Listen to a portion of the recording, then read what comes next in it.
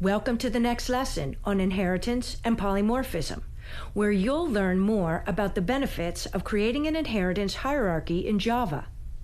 After completing this lesson, you'll understand what it means to inherit a method.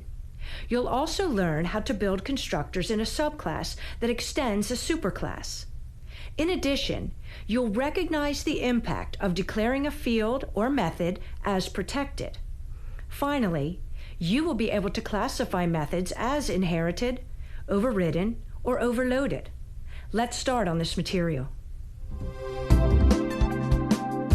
You may recall from our previous lesson that we were working on developing the classes for characters in a game and building a hierarchy between the superclass AB Spike and the subclass Ghoul. Methods that are not overridden in a subclass like Ghoul and are public in a superclass like AB Spike, getLife and isCaptured, for example, can be called by Ghoul objects, even though their definition was never written in the Ghoul file. Methods like these are inherited from the superclass. Let's look at how constructors can be inherited. The constructor we wrote in the AB Spike class performs these actions. In the Ghoul subclass, we'd like most of the same actions, but the life should be set to a default value of 15. We can do this by calling the setLife method that is written in the AB Spike class method. That method adds the input parameter to the field, which in our case would be +5. Here is the code we would need to include in the subclass constructor. But setLife is a private method, and therefore is not visible to the subclass and can't be called by a Ghoul. We should change the keyword to protected. This will allow subclasses to call the method, but still won't allow client classes residing in a different package to attempt to change the life level directly. This design decision makes sense for what we are trying to accomplish. Here is the complete code for the Ghoul class. Because of inheritance, it's really small. Let's take a closer look at the constructor we have just designed for the subclass. Let's rely on our understanding of how objects are instantiated.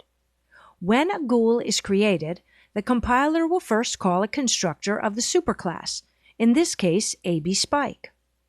Once that work is done, the constructor of the subclass finishes up any code that was written for the constructor. The subclass author can either decide to make an explicit call to some constructor in the superclass using the keyword super, or a call to the default constructor in the superclass will happen automatically.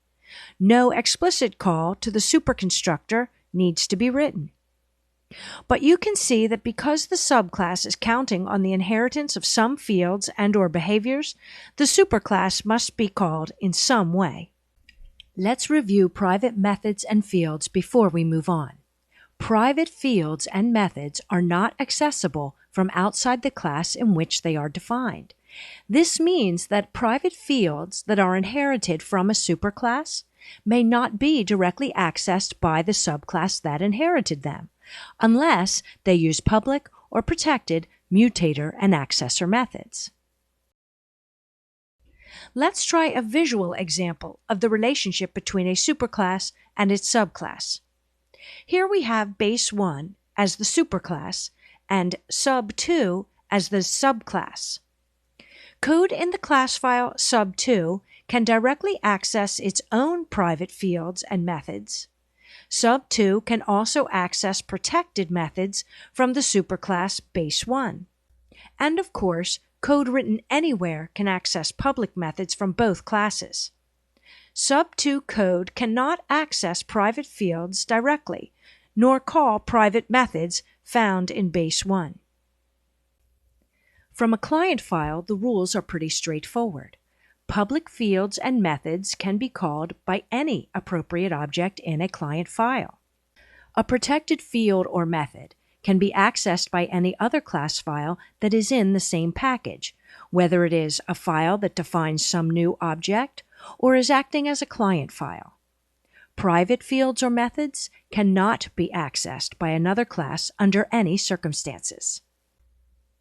See here that the method updateX is defined in both the superclass and the subclass. This indicates that the method has been overridden in the subclass. If an object of the base 1 class calls updateX, the version in that class is executed.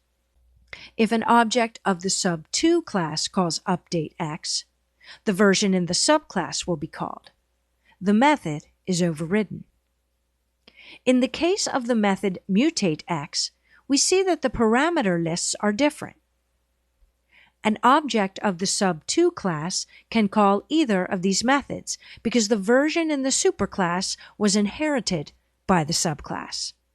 The first call would match the version in the superclass. The second call would match the parameter list and version in the subclass. This is an example of a method that has been overloaded.